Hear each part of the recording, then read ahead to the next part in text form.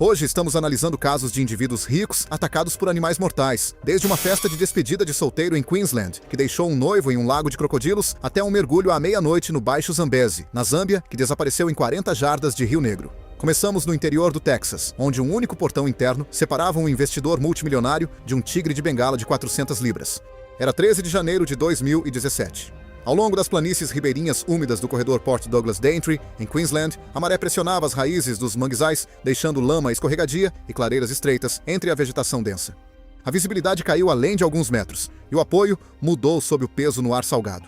Thomas Griel tinha 33 anos, cofundador de uma empresa de encanamento e manutenção civil operando em 3 cidades de Queensland. Ele gerenciava contratos, dirigia um SUV europeu de modelo recente e havia comprado recentemente uma casa à beira-mar nos arredores de Cairns. Seu casamento estava a 3 semanas de distância, com mais de 100 convidados esperados. Os amigos o descreviam como financeiramente disciplinado, mas competitivo ao receber. Ele não gostava de parecer cauteloso. O fim de semana de despedida de solteiro girou em torno da exclusividade. Joel Cramp, seu padrinho, alugou uma propriedade privada adjacente ao rio por 3 noites, com serviço de catering e um encontro fechado com répteis. O operador, Ray Hennessy, 57 anos, havia trabalhado anteriormente em um parque de crocodilos licenciado, mas agora organizava eventos de alto custo em propriedades privadas. O custo do evento ultrapassou $10.000 australianos. Não era uma instalação de vida selvagem licenciada. Os crocodilos eram mantidos em cercados reforçados, conectados a uma lagoa estreita fora do canal, separada do rio por um portão deslizante de aço. A propriedade fazia fronteira com um afluente lento e escuro de tanino, ladeado por manguezais, onde a visibilidade subaquática era inferior a 1 pé. Crocodilos de água salgada, machos adultos comumente excedem 15 pés e pesam mais de 1.500 libras. Eles são predadores de emboscada, equipados com receptores sensíveis à pressão ao longo de suas mandíbulas que detectam vibrações. Sua força de mordida excede 3.500 libras por polegada quadrada. Em águas rasas, eles atacam por baixo ou pelo lado, agarram um membro ou torso e submergem a presa. O encontro foi encenado ao anoitecer. Hennessy posicionou um grande macho chamado Hector dentro da lagoa cercada. Após várias horas bebendo, o plano foi delineado. Thomas entraria em uma seção delimitada de água até o joelho ou coxa, enquanto Hennessy permanecia em uma plataforma elevada com um bastão de controle. A exposição seria breve, sem respingos, sempre encare o animal. Testemunhas afirmaram que Thomas desceu a escada mais rápido do que o instruído. Seus pés atingiram a água com um grande splash. A lagoa era rasa na entrada, mas aprofundava-se abruptamente 2 passos à frente. A corda de delimitação flutuava frouxamente. Hector estava imóvel na margem oposta, apenas olhos e narinas visíveis. Por cerca de 20 segundos, nada mudou. Thomas permaneceu com a água até o peito, apesar das instruções anteriores para ficar perto dos degraus. Ele levantou um braço em direção ao convés, virando-se ligeiramente na cintura. A água em seu quadril esquerdo se deslocou em uma ondulação arredondada contra a superfície imóvel. O golpe veio de baixo e um pouco por trás. As mandíbulas de Hector fecharam-se sobre o quadril esquerdo e a coxa externa de Thomas, os dentes superiores penetrando acima da pelve, enquanto a fileira inferior se cravava profundamente no quadríceps. O impacto o levantou do chão e torceu seu corpo de lado, enquanto o crocodilo recuava com força. A primeira rotação torceu seu torso contra a mordida fixa. Testemunhas relataram um estalo alto, posteriormente consistente com uma fratura do húmero e lesão nas costelas. A segunda puxada o arrastou para debaixo d'água. As cordas de limite esticaram-se e deslizaram sob a superfície. Hennessy golpeou o focinho do crocodilo com uma vara de alumínio e gritou para que o portão interno fosse abaixado. Um membro da equipe moveu-se em direção ao mecanismo de deslizamento, mas hesitou enquanto tanto o animal quanto a vítima se agitavam perto dele. Hector completou pelo menos uma rotação completa. Quando o bastão atingiu a crista do olho, o crocodilo soltou brevemente e recuou. Thomas emergiu de bruços. 2 homens entraram na água e o arrastaram para a margem lamacenta. Ele estava consciente, mas ofegante. Um grande rasgo se estendia ao longo do flanco esquerdo, do quadril em direção às costelas inferiores. As bordas da ferida estavam esmagadas e perfuradas em um padrão consistente com o espaçamento de dentes cônicos. Músculo era visível sob a lama e a água. Seu braço esquerdo pendia em um ângulo anormal. Os serviços de emergência foram chamados imediatamente. Um segundo chamador forneceu coordenadas de GPS, devido à estrada de acesso remoto da propriedade. Os paramédicos chegaram por estrada aproximadamente 30 minutos depois. Eles aplicaram curativos de pressão, estabilizaram a pelve e iniciaram fluidos intravenosos. O sangramento profundo na pelve não pôde ser totalmente controlado no local. Uma equipe de resgate de helicóptero pousou em um campo limpo. Thomas foi transportado para um hospital regional e levado diretamente para a cirurgia. Os cirurgiões documentaram destruição extensa dos músculos glúteos, perfuração da parede abdominal e lesão em ramos dos vasos ilíacos internos. A fratura do húmero esquerdo era consistente com torque rotacional. Apesar das tentativas de transfusão e reparo vascular, ele desenvolveu choque hemorrágico refratário. Ele sofreu uma parada cardíaca na terapia intensiva horas depois e não foi ressuscitado. O legista determinou que a causa da morte foi choque hemorrágico, devido a uma lesão vascular maciça na pelve e abdômen, consistente com uma mordida de crocodilo de água salgada e força rotacional. As conclusões apoiaram uma única mordida primária, com pelo menos uma rotação completa. Não houve evidência de comportamento prolongado de alimentação. As autoridades de vida selvagem apreenderam os crocodilos e transferiram-nos para uma instalação licenciada. Hennessy foi acusado de manter ilegalmente vida selvagem regulamentada e de criar um risco previsível de dano grave. Os investigadores citaram o uso de álcool, a falta de barreiras aprovadas e o acesso à lagoa com águas mais profundas. O casamento foi cancelado. A lagoa permaneceu inalterada. Um encontro encenado terminou em segundos, quando a proximidade encontrou o instinto. 2 anos antes, no Texas, não houve espetáculo. Apenas uma familiaridade rotineira dentro de um recinto cercado onde a cautela havia silenciosamente desaparecido. Era 7 de março de 2015. Na zona rural do condado de Angelina, fora de Lufkin, uma propriedade cercada estava sob o sol suave da manhã, com seu complexo traseiro cercado por uma alta cerca de arame reforçada com painéis soldados. Um único portão de serviço interior abria diretamente para um recinto de terra batida, sem barreira secundária ou corredor de contenção para criar separação. Darrell Patch tinha 47 anos. Um investidor imobiliário comercial que construiu seu portfólio comprando armazéns em dificuldades após 2008 e convertendo-os em arrendamentos de longo prazo. Financeiramente seguro, ele herdou 14 acres arborizados em 2003 e mais tarde expandiu a propriedade em uma propriedade murada, com anexos, câmeras e um recinto reforçado para animais atrás da casa principal. A posse de animais exóticos era uma atividade privada.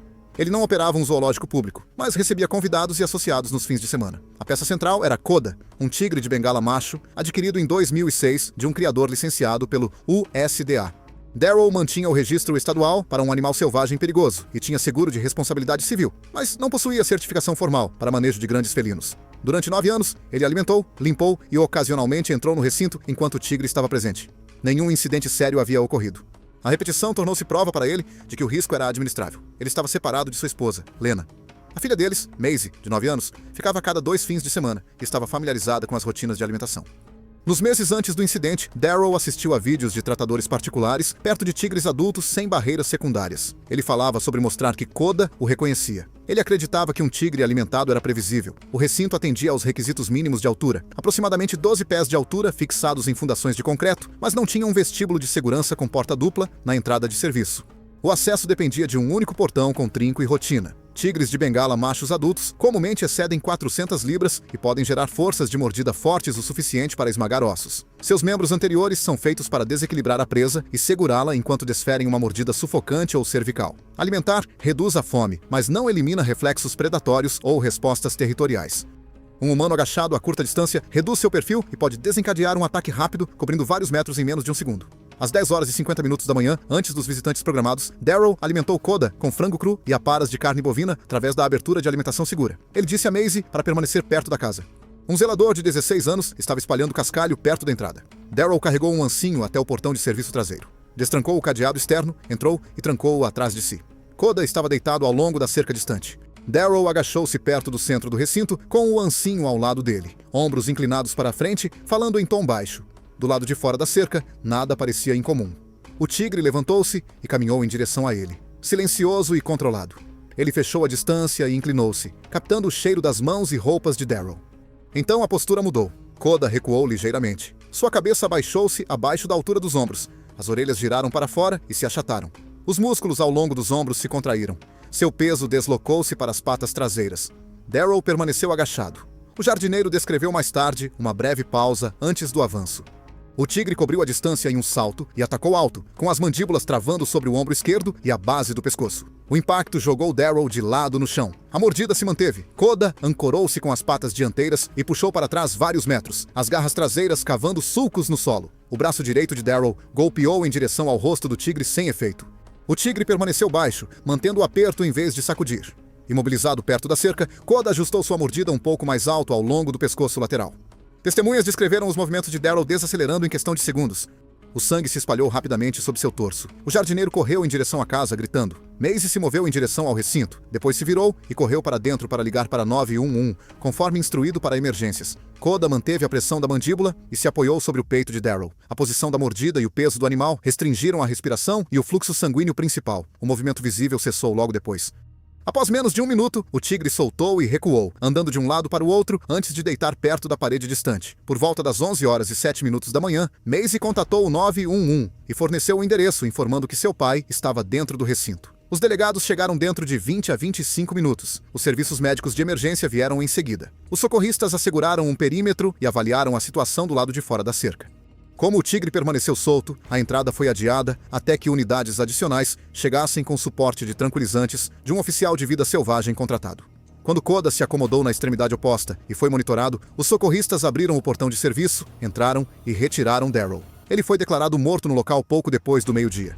O legista do condado documentou trauma catastrófico por mordida no ombro superior e no pescoço lateral, lesão vascular grave, rápida perda de sangue e comprometimento das vias aéreas. As descobertas foram consistentes com um único ataque predatório de alta colocação por um grande felino, sem evidência de alimentação prolongada ou múltiplos ciclos de ataque. As autoridades estaduais de vida selvagem revisaram o registro da propriedade e a conformidade do recinto. Koda foi sedado e eutanasiado mais tarde naquele dia, devido ao ataque fatal e ao risco para a segurança pública. Os animais restantes foram transferidos para instalações licenciadas. Nenhuma acusação criminal foi feita. Maisie se mudou para a residência da mãe. O solo do recinto foi removido e substituído, e o complexo foi deixado vazio. No Texas, um único portão interno destrancado transformou o acesso rotineiro em um erro fatal. Mas, do outro lado do mundo, na Flórida Central, outro complexo rico descobriria a mesma verdade quando um portão trancado e uma megafauna cativa foram separados por um único trinco não seguro. Era 9 de agosto de 2014.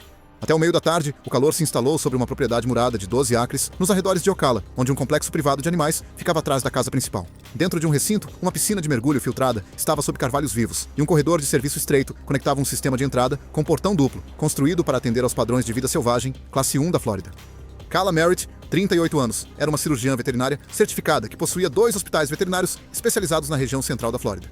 Seu marido, Owen Speck, de 42 anos, gerenciava investimentos imobiliários após vender sua empresa de paisagismo. A propriedade servia tanto como residência quanto como coleção particular. Entre antílopes e aves exóticas, eles mantinham uma fêmea de hipopótamo pigmeu chamada Lulu, adquirida no ano anterior através de um corretor licenciado após o fechamento de uma pequena instalação zoológica.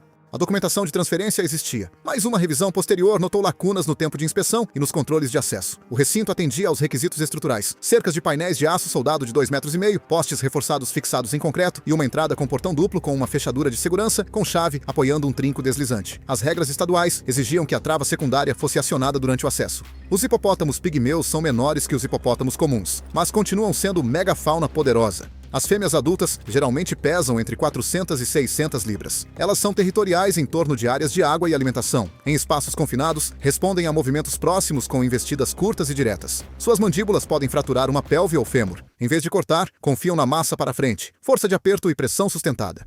Naquela tarde, Kala organizou uma pequena reunião para colegas e vizinhos. Owen estava na parte da frente da propriedade, revisando o trabalho de drenagem. Os convidados estavam à vista da cerca do recinto. Mais cedo, Kala havia colocado ração dentro do cercado, perto do canto sombreado oposto à piscina. Quando surgiram perguntas sobre os cuidados com Lulu, ela decidiu reposicionar os baldes de ração para fora da vista do pátio. Ela entrou pelo portão de serviço, fechando-o atrás de si. O trinco deslizante engatou. O ferrolho com chave não foi girado. Ela carregava um balde de ração de 5 galões pelo concreto. Lulu estava parcialmente submersa na piscina, com a cabeça voltada para o movimento de Kala. Testemunhas disseram que o animal parecia calmo. Kala colocou um balde no chão e moveu um segundo mais perto da linha da cerca. Quando ela se virou para enxaguar as mãos perto da borda da piscina, a distância entre ela e Lulu diminuiu para menos de 3 metros. Lulu saiu da água sem fazer barulho. Os convidados ouviram um impacto forte no concreto. Lulu fechou a distância em um curto espaço de tempo e atingiu Kala na altura do quadril. A força a empurrou para o lado. Quando ela tentou girar em direção ao portão, Lulu agarrou sua pelve e coxa superior, forçando-a a ficar deitada. Não houve perseguição. O comportamento foi direto: agarrar, avançar, manter a pressão.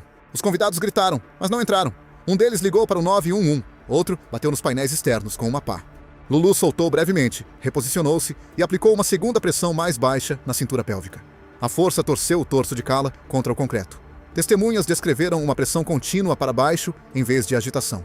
Lulu pressionou para frente com o peso da cabeça e do peito, prendendo-a perto da borda da piscina. O sangue se espalhou sob ela em segundos. A sequência durou menos de 1 minuto. Os serviços de emergência foram notificados em segundos após o impacto. Os socorristas foram informados de um ataque de um grande animal cativo. A chegada da estação rural mais próxima levou vários minutos. Os convidados borrifaram água através da malha e jogaram ração de um ângulo protegido. Lulu se moveu em direção à piscina, criando uma breve abertura. Kala parou de se mover antes da chegada dos policiais. As autoridades isolaram o perímetro e seguiram o protocolo para animais de grande porte. Usando a colocação de alimento e barreiras de distância, guiaram Lulu para longe do portão de serviço. Uma vez livre, os socorristas entraram e retiraram Kala. Ela não tinha pulso e não estava respirando. A RCP foi iniciada durante o transporte para um centro de trauma regional. Ela foi declarada morta pouco após a chegada. O médico legista listou a causa da morte como hemorragia interna maciça, devido a trauma de mordida esmagadora na pelve e abdômen inferior. As lesões incluíram múltiplas fraturas pélvicas, um fêmur esquerdo estilhaçado, ruptura de grandes vasos pélvicos e destruição extensa de tecidos moles, consistente com compressão de alta força por um grande mamífero herbívoro. As lesões foram rapidamente fatais. As autoridades de vida selvagem da Flórida apreenderam Lulu em 48 horas. Uma inspeção completa foi realizada. Os investigadores citaram a falha em acionar a trava secundária durante o acesso ativo e a separação inadequada entre as rotinas de alimentação e as reuniões sociais. Como o animal havia sido transferido legalmente, as penalidades foram administrativas. Em poucos meses, a propriedade foi vendida e o recinto desmontado. O sistema de portões duplos e os mecanismos de tranca foram documentados no arquivo investigativo. O relatório final enfatizou que os hipopótamos pigmeus continuam sendo animais de classe 1, com comportamentos defensivos de alimentação incompatíveis com ambientes residenciais. A cerca não falhou, os painéis de aço resistiram. A falha ocorreu durante o ajuste rotineiro de alimentação dentro de um espaço confinado, onde um animal territorial de 227 quilos precisou de apenas uma mordida sustentada para causar hemorragia fatal. Uma propriedade perdeu uma vida durante um ajuste de alimentação de rotina no calor da Flórida. E 2 anos depois, sob fios de perímetro caídos em uma concessão de savana privada fora de Kazani, outro proprietário rico escolheu manter sua posição contra um bando que já havia cruzado a fronteira. Era 3 de junho de 2016. Em uma parcela de caça privada fora de Kazani, no norte de Botsuana, um local de jantar no mato estava além do perímetro principal do alojamento. Lanternas lançando luz desigual sobre a savana aberta. Seções da cerca externa estavam em manutenção, e o veículo de segurança mais próximo estava estacionado a quase meio quilômetro de distância. Roland Beck, 58 anos, era um investidor belga em hospitalidade que havia vendido 2 hotéis boutique em Antuérpia antes de comprar uma concessão de 600 acres à beira do rio perto do corredor Chobe. A propriedade incluía tendas de safari elevadas, um complexo de geradores, unidades de refrigeração e um recinto de jantar ao ar livre, comercializado pela privacidade e proximidade com a vida selvagem. Os hóspedes pagavam tarifas premium pela exclusividade. Roland mantinha registros de manutenção escritos à mão, apesar de empregar funcionários. No final de maio, ele registrou leituras de voltagem irregulares do energizador da cerca elétrica do perímetro do refeitório. Uma unidade de substituição havia sido encomendada, mas não instalada. O recinto dependia de uma cerca elétrica de múltiplos fios destinada a deter elefantes e búfalos. O fio mais baixo ficava a cerca de 25 centímetros do chão. O mais alto alcançava pouco menos de 1,20 m. Sua corrente pulsada exigia aterramento adequado, limpeza da vegetação e energia consistente. Naquela semana, Roland reduziu o tempo de funcionamento do gerador para economizar diesel após um atraso na entrega. A cerca não foi testada no dia do jantar. Além do perímetro limpo, o matagal de Mopane se adensava na escuridão sem uma barreira secundária. Os cães selvagens africanos se espalham amplamente pelo norte de Botsuana. Os adultos pesam entre 40 e 70 libras e caçam cooperativamente em matilhas. Eles dependem da resistência e podem manter velocidades acima de 35 milhas por hora. Sua força de mordida é modesta em comparação com predadores maiores, mas eles compensam com mordidas rápidas e repetidas direcionadas aos membros e tecidos moles. Eles geralmente são cautelosos com humanos adultos, embora acampamentos que geram cheiros de comida possam atrair aproximações investigativas. Cercas elétricas só dissuadem se estiverem totalmente funcionais. Elas não bloqueiam fisicamente a entrada. 4 convidados sentaram-se à mesa de Roland naquela noite, junto com Kumo, 24 anos, um estagiário de hospitalidade gerenciando a grelha. Pouco depois do anoitecer, Kumo viu movimento além da cerca, pelagens manchadas deslizando entre as sombras. Ele contou 3, depois mais. Roland observou calmamente, notando que cães selvagens ocasionalmente cruzavam a concessão.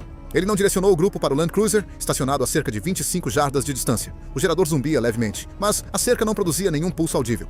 A matilha se aproximou em um arco solto. Um cão abaixou a cabeça em direção ao fio mais baixo e o tocou sem recuar. No canto nordeste, uma haste de aterramento havia se soltado no solo seco, enfraquecendo o pulso do sistema. O crescimento de grama sob o fio mais baixo reduziu a distância. 2 cães passaram por baixo. Em segundos, 5 estavam dentro. Os animais entraram trotando cautelosamente, atraídos pelo cheiro de carne assada. Kumo se moveu em direção ao veículo e pediu aos convidados que o seguissem. Eles correram e subiram, fechando as portas. Roland deu um passo à frente, levantando uma bandeja de metal e gritando. Ele permaneceu em pé entre a mesa e os cães que avançavam. Cães selvagens raramente atacam humanos adultos em pé. A sequência mudou quando Roland recuou em direção à fogueira, pisou em uma depressão rasa e caiu sobre o lado direito. A bandeja caiu longe. Seu perfil mudou de movimento ereto para no chão. O cão mais próximo agarrou a perna da calça dele e mordeu a panturrilha. Depois soltou e mordeu mais acima. Outro mordeu a perna oposta. As mordidas foram rápidas e incapacitantes. Roland tentou se levantar, mas escorregou na areia solta. Um terceiro cão agarrou seu antebraço quando ele o levantou defensivamente, rasgando pele e músculo. O comportamento da matilha mudou para um ataque coordenado em segundos após sua queda. De dentro do veículo, os convidados descreveram impactos rápidos e vocalizações agudas.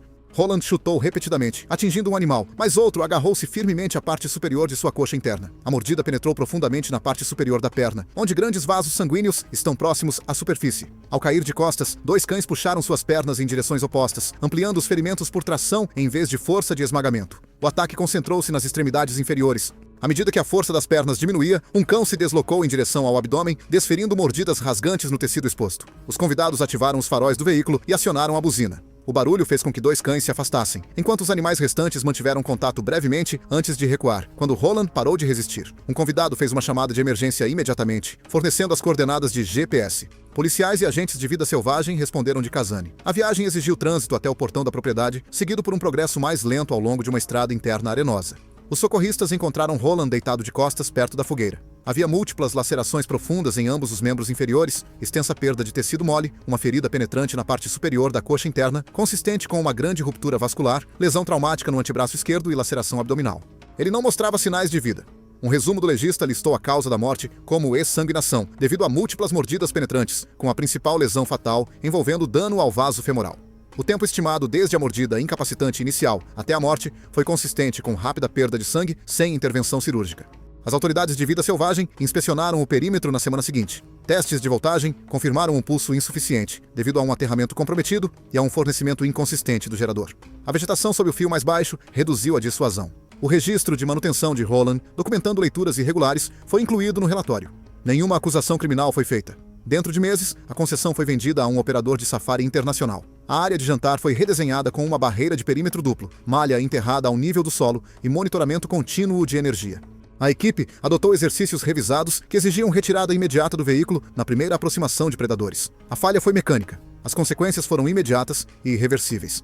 Depois que um restaurateur multimilionário descobriu que uma cerca silenciosa não oferece proteção quando a corrente falha, nos mudamos para o Baixo Zambezi, na Zâmbia, onde um investidor em infraestrutura autodidata saiu de um cais para 40 jardas de Rio Negro e encontrou algo muito mais antigo esperando por ele. Era 14 de outubro de 2013. No Vale do Baixo Zambezi, na Zâmbia, um pequeno acampamento à beira do rio estava situado ao longo de um canal lento e escuro entre um cais de madeira e um banco de areia a aproximadamente 40 jardas de distância. Não havia holofotes, nem barreiras na margem, e após o pôr do sol, a superfície não revelava nada abaixo dela. Heron Foss, 44 anos, era um engenheiro civil sul-africano que havia vendido sua participação em uma empresa de infraestrutura por vários milhões de dólares e se mudado para consultoria seletiva. Financeiramente seguro, ele escolhia projetos por interesse, não por renda. Ele possuía uma propriedade à beira-mar na Cidade do Cabo e investia em empreendimentos de terras privadas, mas ainda assim fazia questão de visitar os locais remotos pessoalmente. Colegas o descreviam como competitivo e fisicamente confiante, alguém que tratava pequenos desafios como testes. A extensão à beira do rio havia sido financiada privadamente como parte da viagem.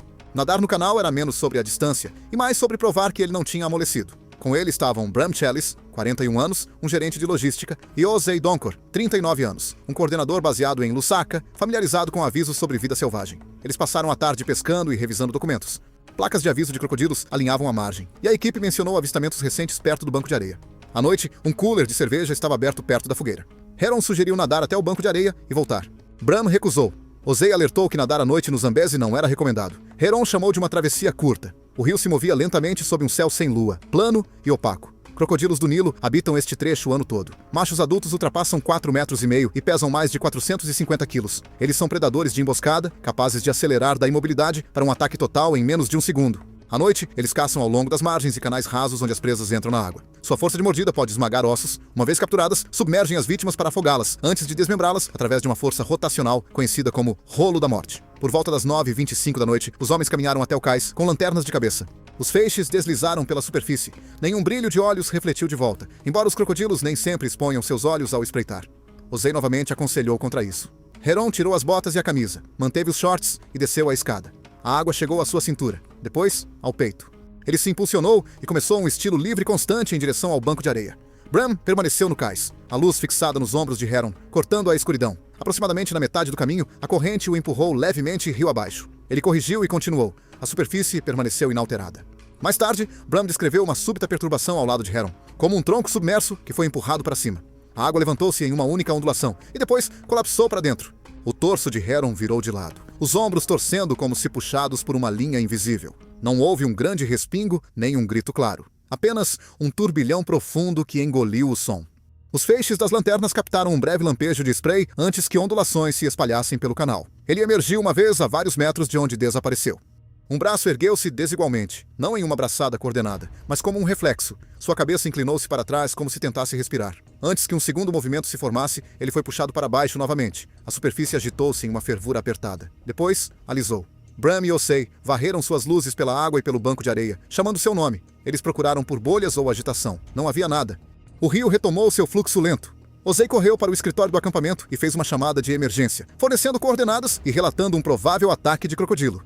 Policiais e agentes de vida selvagem foram enviados do ponto de acesso mais próximo. Chegar ao local exigiu viagem por estrada sem iluminação, seguida de acesso por barco, o que prolongou o tempo de resposta. A equipe do acampamento realizou uma busca limitada na margem com lanternas, mas não entrou na água. Os socorristas chegaram mais tarde e isolaram a área.